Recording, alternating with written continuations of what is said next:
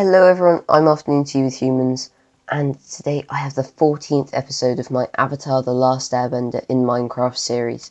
And today is a pretty special episode. We got 4 brand new abilities, and they're all inspired by stuff shown in The Legend of Korra, the sequel series to Avatar The Last Airbender. This episode is going to contain sort of like minor spoilers for that series, so if you haven't already watched it, go do it now. It's on Netflix, it's great. So, let's get on with the abilities. So quick demo for each of them.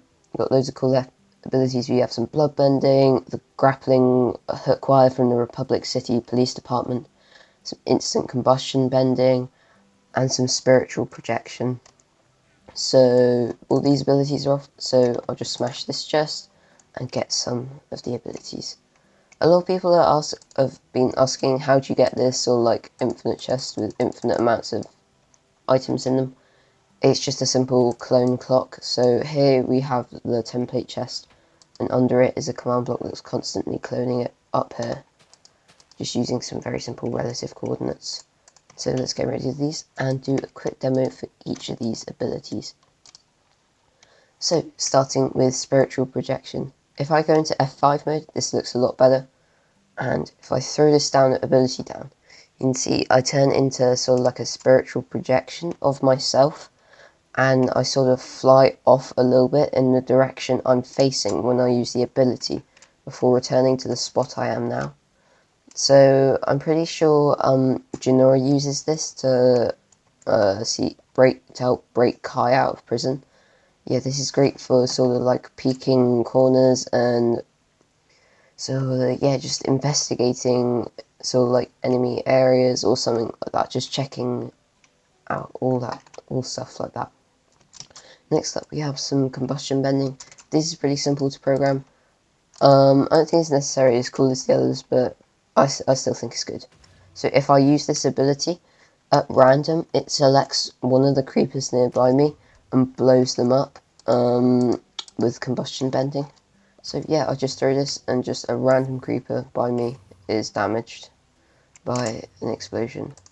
So super simple to use and really easy to program, which is great. And yeah, next up we have the police sort of grappling gun from the Republic City Police Department that I think is Suyin, I'm not too sure, uses. So if I throw out this fishing hook line, it teleports me through towards it, like a grapple gun. I have an older video on a grapple gun, but yeah, I made a couple of changes up to it and sort of revamped it for this ability. I think looks perfectly as a Republic City style grappling gun from Legend of Korra. I think it's really cool. So let's get on with the next ability, which is just bloodbending, yet the final ability. So if I chuck this down, it'll turn it on and I get this little red particle. I'll show you how to remove this later if you don't like it. And now, if I look at a mob and line myself up perfectly with it, I can start carrying it and controlling it. And to release it, I just drop the ability again. And I turn the ability on again by throwing it again. And yeah, I have entire control over this creeper. So, yep, you can sort of just, do anything with the mob. It's like a puppeteer thing. Yeah, super cool. Just get creative with this. Oh, I fell down a hole. And yeah, you can really do anything with it. I think this is really cool. I saw a couple of other videos on bloodbending and thought I'd make my own version. They were all really cool. But yeah, I wanted to do my own version. But yeah, I thought that bloodbending was super cool. Tell me what you guys think in the comments below, or any ideas for other bending abilities I could do. So that's the demo finished. Let me show you how to program each of these, starting with the airbending. So all this stuff is for the airbending. So first of all, let me show you how to get this armor stand. So this is the projection armor stand. I'm just going to break this and show you guys how to get it yourselves. So if I press enter, I can find this command in my history. It's just /summon armor_stand projection and then 3 tildes, and then stand somewhere where you'll want to set up the armor stand. and enter that command in chat.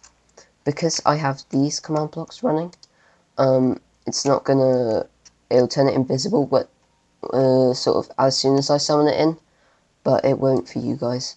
So from then on, I can take out some enchanted chainmail armor and then apply it to my armor stand. So super simple. Just get through all of these and disperse these back into the chest. And from there, now we have this armor stand. You can give it whatever pose you want. It doesn't really matter too much for the actual command. And then you want to be turning it invisible. And another sort of setup command with these two command blocks.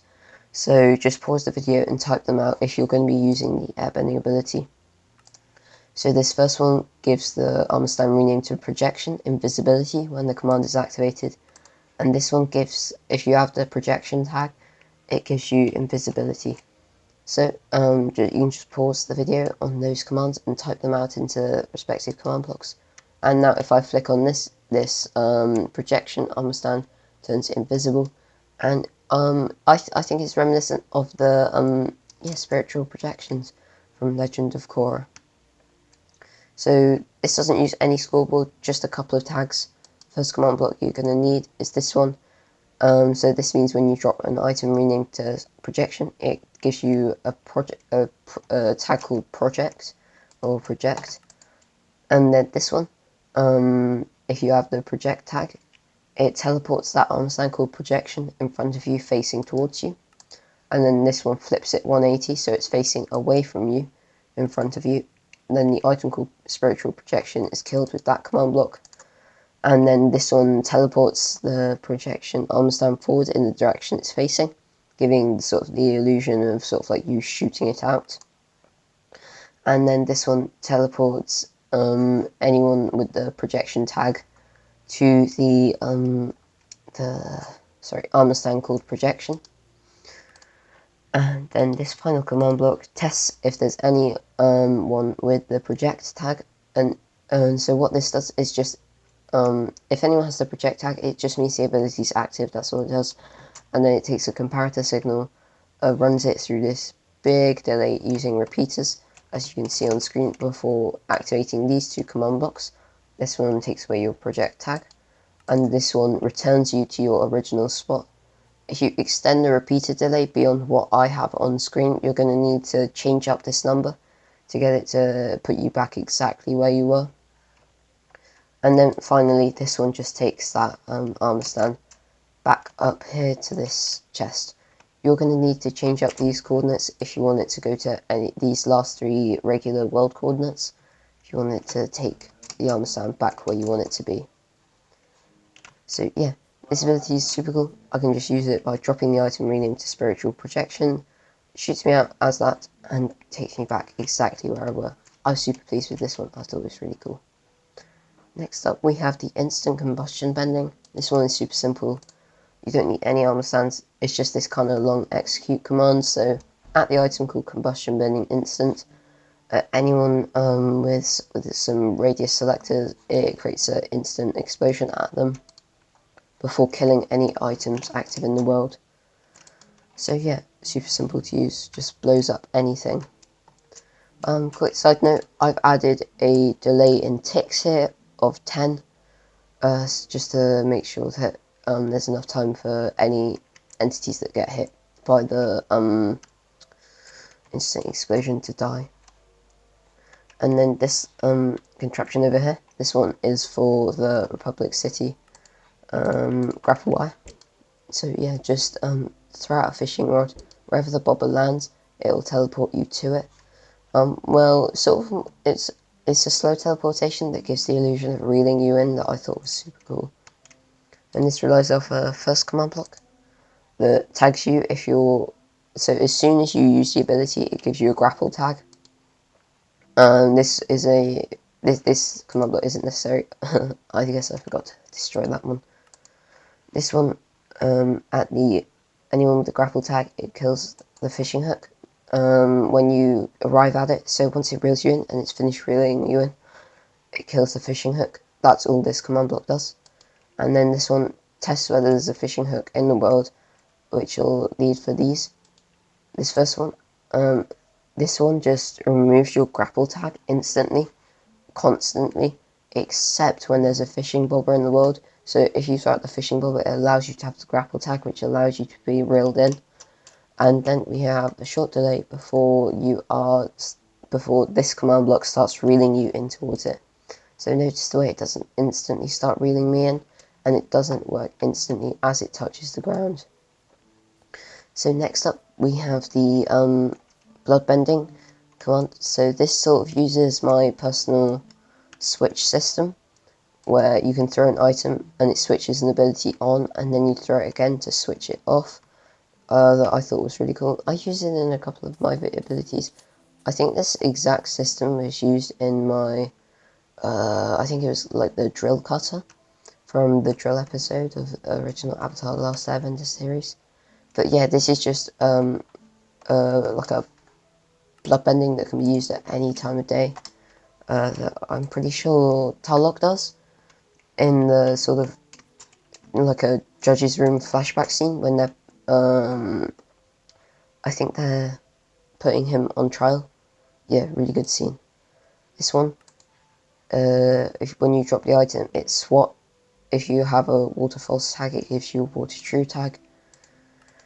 This one removes your water, and then removes your water false tag before killing the item renamed to Bloodbend. And then this one creates the redstone dust particle in front of you where you're looking. If you don't want this one, you can destroy it. If you don't like the redstone dust particle, I just use it because it sort of helps me aim the ability up a little and just properly, I don't know, just get it right. Another good thing about this ability is you can sort of just hold the enemy in place and then kill them. And finally, you want this command, which this is the actual bloodbend that sort of holds them where you're looking.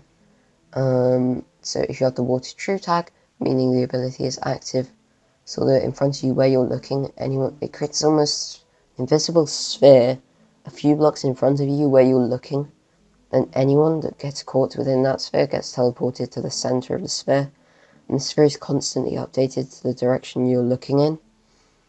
So therefore creating it sort of like it's like it catches entities within that sphere. You can't see the sphere. It's just created with radius commands. And I can just deactivate the ability by throwing the item renamed to Bloodbend again. And then the second part of the bloodbending ability is this line of command blocks here that you also want active. This one, when you drop the item renamed to Bloodbend, if you have the water true tag, it gives you a water false tag, and then removes your water true tag, and then the item called Bloodbend is killed.